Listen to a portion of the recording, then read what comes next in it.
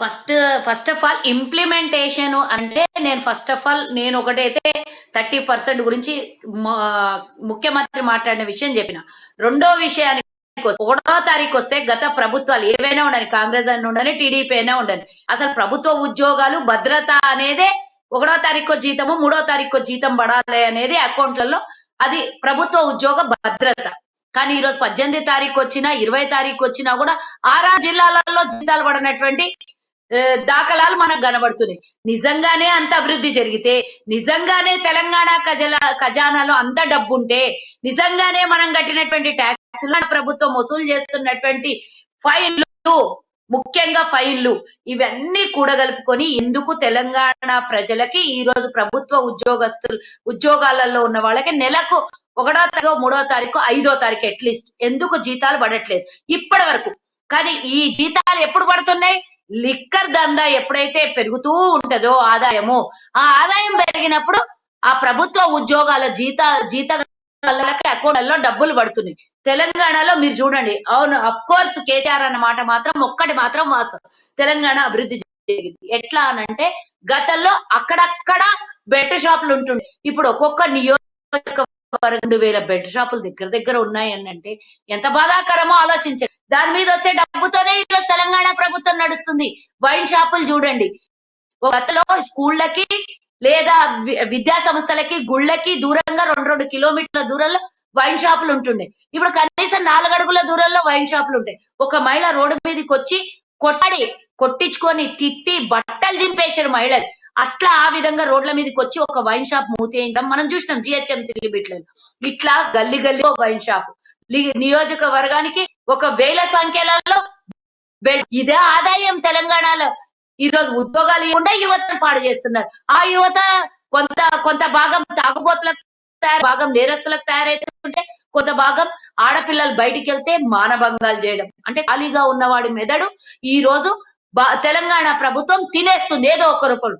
అయితే మత్తుకు బానిస, లేదా అంటే మందుకు బానిస, లేదా అంటే తప్పుడు చేసే దొంగ పనులలో బానిస, లేదా మహిళలకు భద్రత లేకుండా యువతను పాడు చేసే బానిస, ఇట్లా రకరకాలుగా. నేను జరగలేదా అనంటే కొన్ని మంచి జరుగుతాయి. ఏ ప్రభుత్వాలు వచ్చినా చేస్తారు అభివృద్ధి చేయడం కోసమే కదా ఆ నాయకులను ఎన్నుకునేది. మీరు 9 ఏళ్లలో గత ప్రభుత్వాలు చేయనటువంటి అదనంగా మీరు చేసినటువంటి అభివృద్ధి ఏందో చెప్పాలి. ఆ రోజు ఉమ్మడి రాష్ట్రంగా ఉంటే 23 జిల్లాలకి ముఖ్యంగా హైదరాబాద్ అనేది పెద్ద ఆదాయం. ఈ ఆదాయాన్ని ఇప్పుడున్నటువంటి ఆంధ్రప్రదేశ్, ఇప్పుడున్నటువంటి తెలంగాణ అప్పుడు కలిపితే ఉమ్మడి ఆంధ్రప్రదేశ్ హైదరాబాద్ నిధులు అన్ని జిల్లాలకు వెళ్ళాయి. ఇప్పుడు ఉన్న 10 జిల్లాలకి హైదరాబాద్ లో వచ్చేటటువంటి వాణిజ్య వ్యాపారాల ద్వారా, ట్యాక్సుల ద్వారా వచ్చేటటువంటి ఆదాయం కూడా ఖజానాకు సరిపోకుండా జీతాలు లేని పరిస్థితిలో ఉన్నాం. కనీసం ఉద్యోగాలు భర్తీ చేయలేని పరిస్థితిలో ఉన్నాము అనంటే తెలంగాణ ఏ మూలకి వెళ్ళింది? తెలంగాణ పరిస్థితి ఏంటి? ఈ రోజు మనం వేస్తున్న రైతు బంధు పథకం వల్ల నేను మళ్ళీ గత 6 సంవత్సరాల నుంచి తలా నోరు మొత్తుకుంటున్నా. 2018 ఎన్నికలకు ముందు ఈ రైతు బంధు పథకం ఏదైతే తెచ్చిండ్రో ఈ రోజు వేలాది కోట్ల రూపాయలు రైతు బంధు రూపంలో వెళ్తున్నాయి. ఎందుకు? ఈ రోజు 10 ఎకరాలు 5 ఎకరాలు ఉన్నటువంటి పేద రైతుకి ఇయ్యాలి, కానీ ఈ రోజు బలిసిన రైతుకి, పెద్ద రైతుకి ఎందుకు ఇస్తున్నారు అంటే దాన్ని ఎందుకంటే ఓట్లు కావాలి కదా మనకి ఇంపార్టెంట్. ఈ రోజు ఇదే మల్లారెడ్డి చెప్తాడు నాకు 600 ఎకరాలు అంటాడు. ఆ 600 ఎకరాలకు 10,000 రూపాయలు, 10,000 ఎకరాలకి ఈ రోజు 600 ఎకరాలకి రైతు బలిసినోడికి ఎందుకయ్యా రైతు బంధు? ఈ డబ్బేదో పేదోళ్ళకే, లేకపోతే ప్రభుత్వ ఉద్యోగస్తులకు, లేదు అంటే తెలంగాణ డెవలప్మెంట్ కో, లేదు అనంటే ఇంకో దానికో, ఇంకో పదానికో, పేదలకు 3 ఎకరాల భూమికో, లేకపోతే ఇంకొక రకంగా వాడడానికి పనికి వస్తుంది కదా. ఎందుకు ఈ డబ్బుని వృధా చేస్తున్నారు? తెలంగాణ ఆస్తులు ఎందుకు కొల్లగొడుతున్నారు? ఈ రోజు నా సొంత నియోజకవర్గం తండూరు, నా సొంత జిల్లా వికారాబాద్ జిల్లా. అక్కడ ఉన్నటువంటి కలెక్టర్కు జీతాలు ఇవ్వకపోతే ఆదేశాలు ఏంది అనంటే అక్కడ ప్రభుత్వ భూముల్ని తక్కువ ధరలకు అమ్మేసుకొని ఒక ఏడాదికి సరిపోయే జీతాలు కూడబెట్టుకోండి. ఇది ఎందుకంటే నాకు తెలిసిన వాళ్ళే అది తక్కువ ధరకి ఆ భూములు కొన్నారు నచ్చినటువంటి వ్యక్తిని. అంటే ఈ రోజు తెలంగాణలో ప్రభుత్వాన్ని నడిపియాలంటే ప్రభుత్వ ఆస్తుల్ని అమ్ముకునే పరిస్థితి వచ్చిందా లేదా? ఎందుకు వచ్చింది?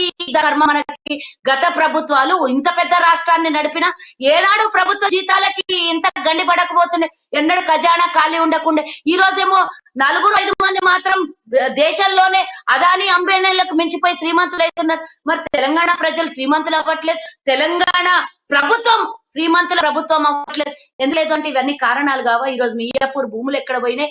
ఈ రోజు నయం దగ్గర వసూలు చేసినటువంటి భూములు గాని, నయం విషయంలో వచ్చినటువంటి ఆస్తుల వివరాలు గాని ఎక్కడ పోయినాయి అంటే ఎవరు ఏం చెప్తారు? కోకాపేట భూములు ఏమైనాయి అంటే వివరాలు ఎవరు చెప్తున్నారు? ఏం చెప్పరు. ఈ రోజులో ఎంత పెద్ద స్కామ్ జరుగుతోంది చెప్పండి తెలంగాణలో. అక్కడ ఎన్నో వేల లక్షల ఎకరాలు ఈ రోజు కేసీఆర్ కి సంబంధించిన వాళ్ళకి ఎందుకు కట్టగడుతున్నారు అని మేము దీని మీద ఎంతో పోరాటం చేస్తున్నాం. ధరణి విషయంలో మేము చాలా పెద్ద పోరాటం చేస్తున్నాం కాంగ్రెస్ పార్టీ నుంచి. మరి కొన్ని వేల ఎకరాలు కావాల్సినటువంటి దొరల కుటుంబాలకు, లేకపోతే గతంలో వందల సంవత్సరాల క్రితం ఉన్నటువంటి వాళ్ళకు ఎందుకు అంటగడుతున్నారు? డిఫాల్ట్లు తెలంగాణ ప్రభుత్వంలో ఉన్నాయి. మేము ఈ రోజు సుభిక్షంగా చేసినాం.